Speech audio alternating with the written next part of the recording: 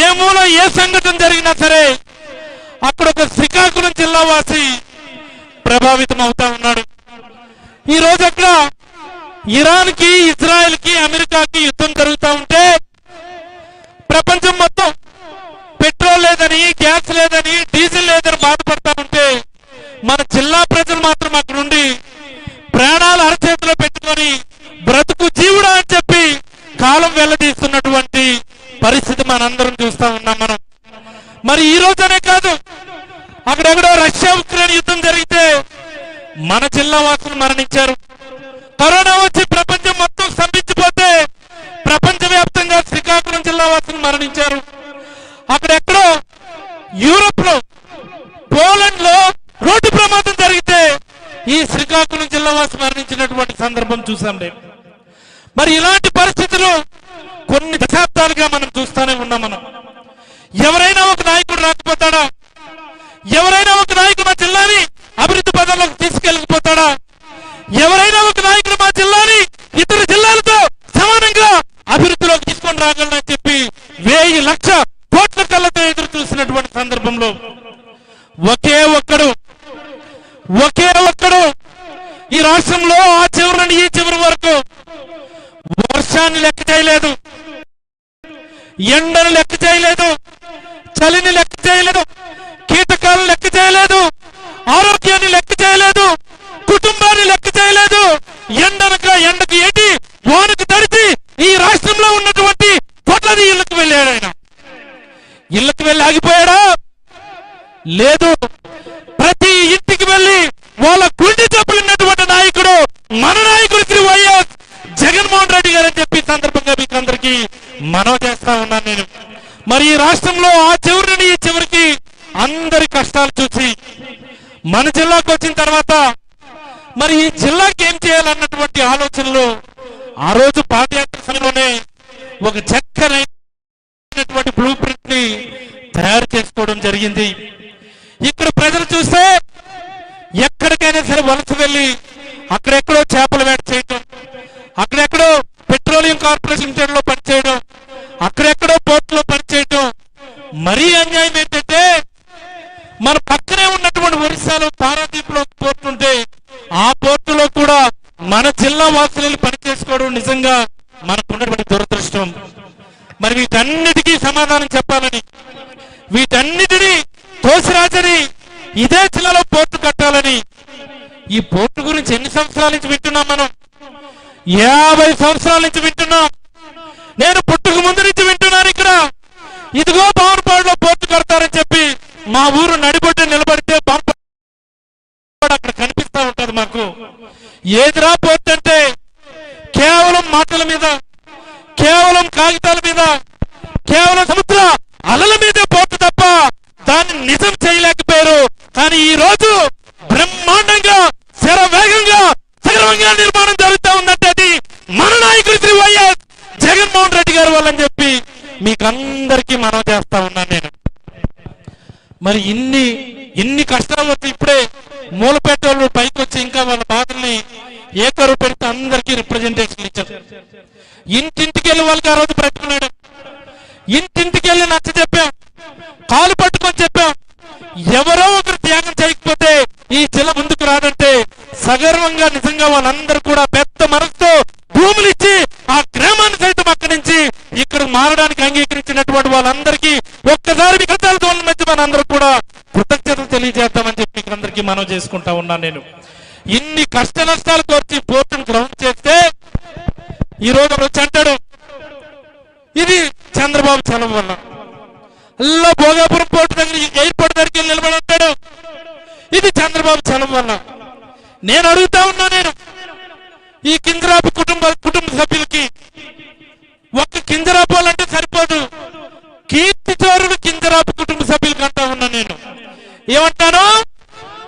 కీర్తి చోరుడు కింజరాపు కుటుంబానికి నేను అడుగుతా ఉన్నా, ఇన్నేళ్ళు మీరు రాజకీయాల్లో ఉన్నారు కదా, ఈ జిల్లాకు మీరు తీసుకొచ్చినటువంటి ఒక్క ప్రాజెక్ట్ చూపించమని నేనైతే అడుగుతా ఉన్నాను. నేను ఆ మాటకు వస్తే ఈ రామ్మోహన్ నాయుడు గారికో లేకపోతే అచ్చెన్నాయుడు గారికో కాదు, చంద్రబాబు నాయుడు గారికి కూడా నేను అడగదలుచుకున్నాను. నేను 4వ సారి మీరు ముఖ్యమంత్రి కదా, మరి మా జిల్లాకి మీరు తీసుకొచ్చినటువంటి ఒక్క ప్రాజెక్టు నేను ఛాలెంజ్ చేసి అడుగుతా ఉన్నా. మీకు దమ్ముంటే ఇదిగో ఈ ప్రాజెక్ట్ మేము తీసుకొద్దామని చెప్పి రూపీ విరిచి అక్కడ ఫోటో తీసి మాకు చూపించండి. లేదే ఒక్కటంటే ఒక్క ప్రాజెక్ట్ చంద్రబాబు నాయుడు గారు ఈ జిల్లాకి ఇవ్వలేకపోయారు. మీరు తీసుకున్నారు. రాజశేఖర రెడ్డి గారి హయాంలో ఇక్కడే ఉన్నారు మా పెద్దలు ధర్మాన ప్రసాదరావు గారు లేకపోతే ధర్మాన కృష్ణదాస్ గారు కానీ. ఆ రోజు వచ్చినాయి మనకి రణస్థలం దగ్గరేమో ఒక ఇండస్ట్రియల్ ఎస్టేట్ వచ్చింది రాజశేఖర రెడ్డి గారి హయాంలో. శ్రీకాకుళంలో రిమ్స్ మెడికల్ కాలేజ్ వచ్చింది ఆ రోజు రాజశేఖర రెడ్డి గారి హయాంలో. వంశధార ప్రాజెక్ట్ స్టేజ్ 2 ఆ రోజు ధర్మాన ప్రసాదరావు గారి చలం వల్ల ఈరోజు గ్రౌండ్ అయిందని చెప్పి కూడా మీకు అందరికీ కూడా మనం చేయదలుచుకున్నాను నేను. మరి ఈ రోజు చూస్తే ఒక మూలపేట పోర్ట్ కావచ్చు, వైఎస్ఆర్ కిట్టి రీసెర్చ్ సెంటర్ పలాసులో కావచ్చు, వైఎస్ఆర్ సుధుధార వాటర్ ప్రాజెక్ట్ కావచ్చు, అక్కడ భోగాపురం ఎయిర్పోర్ట్ కావచ్చు, ఇవన్నీ కూడా జగన్మోహన్ రెడ్డి గారి చలం వల్ల వచ్చినవి మీకు అందరికీ మనం చేయదలుచుకున్నాను నేను. నిన్న మొన్న చూసాను అసెంబ్లీ సమావేశాలు అవుతూ ఉంటే మన జిల్లా మంత్రి అచ్చెన్నాయుడు గారు మాట్లాడుతుంటారు, గన్నుంటే కాల్ చేయాలనిపించింది జగన్మోహన్ రెడ్డి గారికి. ఏంద్రే నువ్వు కాల్చేది? దీపావళి పటాసులా నువ్వు కాల్చేది ఏది? ఒకసారి గన్ను పట్టుకొని చూడు. కోట్లాది గుండెల్ని చీల్చుకొని ఆ బుల్లెట్ జగన్మోహన్ రెడ్డి గారికి రీచ్ అవ్వాలని చెప్పి సందర్భంగా నేనైతే అచ్చెన్నాయుడు గారికి తెలియజేసుకున్నాను. నేను ఎందుకు కాల్చేయాలి జగన్మోహన్ రెడ్డి గారికి? ఎవరు కాల్చాలి ఈ రోజు రాష్ట్రంలో నేను అడుగుతా ఉన్నా. ఈ రాష్ట్రంలో ఉన్నటువంటి సంపద అంతా తీసుకెళ్లి అమరావతిలో కేంద్రీకృతం చేస్తున్నటువంటి వ్యక్తులు కాల్చాలా, లేకపోతే ఈ రాష్ట్రం సమగ్రంగా అభివృద్ధి చెందాలని, అన్ని ప్రాంతాలు సమగ్రంగా అభివృద్ధి చెందాలన్నటువంటి నాయకుడు కాల్చాలని అచ్చెన్నాయుడు గారు నేను అడుగుతున్నాను. నేను ఇంటి దగ్గరకు వచ్చి ధాన్యం కొనుగోలు చేసి ఇంటికే యూరియా పంపించినటువంటి జగన్మోహన్ రెడ్డి గారి కథలో, లేకపోతే దళారులకు రైతులు విడిచిపెట్టి యూరియా బస్తా కోసం అని చెప్పి అడుగు తినేది చేస్తున్నటువంటి వ్యక్తుల్ని ఈరోజు కాల్చాలని నేను అడుగుతా ఉన్నా ఈరోజు అచ్చెన్నాయుడు గారిని. ఎవరు కాల్చాలి? ప్రైవేట్ మెడికల్ కాలేజీలు కట్టించడానికి కాల్చాలా, మెడికల్ కాలేజీల్ని అమ్మగారి కాల్చాలని నేను అడుగుతా ఉన్నా ఈరోజు అచ్చెన్నాయుడు గారిని. ఎవరు కాల్చాలి? సమాధానం చెప్పి తీరారు అచ్చెన్నాయుడు గారు. నోరుంది కదా అని చెప్పి, అధికారం ఉంది కదా అని చెప్పి ఏది పడితే అది మాట్లాడితే ఇక్కడ కోట్లాది వైఎస్ఆర్ కాంగ్రెస్ పార్టీ గుండెలు మండుతే ఆ మంటలో ప్రతి ఒక్కరు కూడా మారి మసైపోతారని చెప్పి కూడా ఈ సందర్భంగా అచ్చెన్నాయుడు గారికి తెలియజేస్తూ, ఇక్కడైనా సరే క్రెడిట్ చోరీ ఆపండి, కీర్తి చౌర్యాన్ని ఆపండి. మీకు చేతనైతే మీరు శంకుస్థాపన చేసినటువంటి పనులు, మీరు మంజూరు చేసినటువంటి పనులు ఏమైనా ఉంటే జీవో రూపంలో మాకు చూపించండి.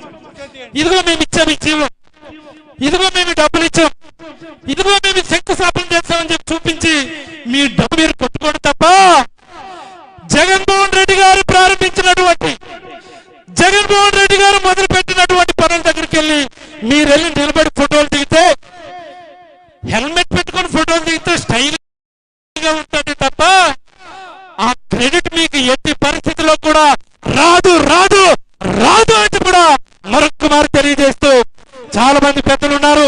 ఈ గొప్ప అవకాశం ఇచ్చినటువంటి నిర్వాహకులకి మరొక్కమారు ధన్యవాదాలు తెలియజేస్తూ, మరి ఈ కార్యక్రమానికి ఇంత పెద్ద ఎత్తున ఏర్పాట్లు చేసి జిల్లా వ్యాప్తంగా చివరి నుండి ఆ చివరి వరకు కూడా వెళ్ళి ఆహ్వానాలు పలికినటువంటి టెక్కల్ నియోజకవర్గ సమన్వయకర్త పేరారు తెలుగు గారికి ఒకసారి మనందరి కరతాళ మధ్య అభినందనలు తెలియజేస్తూ, వాళ్ళ ఎంటైర్ బృందానికి హృదయపూర్వకమైనటువంటి ధన్యవాదాలు తెలియజేస్తూ, మరి ఎంటైర్ కార్యక్రమానికి నేతృత్వం వహించినటువంటి జిల్లా పార్టీ అధ్యక్షులు మనందరి ప్రీతం నాయకులు శ్రీ ధర్మాన కృష్ణదాస్ గారికి మరొకమారు హృదయపూర్వకమైనటువంటి ధన్యవాదాలు తెలియజేస్తూ సెలవు తీసుకుంటూ, వేదిక మీద ఉన్నటువంటి పెద్దలందరికీ హృదయపూర్వకమైనటువంటి ఆహ్వానం శ్రీకాకుళం జిల్లా ప్రజల తరఫున తెలియజేసుకుంటూ సెలవు తీసుకుంటా ఉన్నా. జై జగన్, జై జగన్. ధన్యవాదాలు. ఆమ్దాల వలస శ్రీ మాజీ స్పీకర్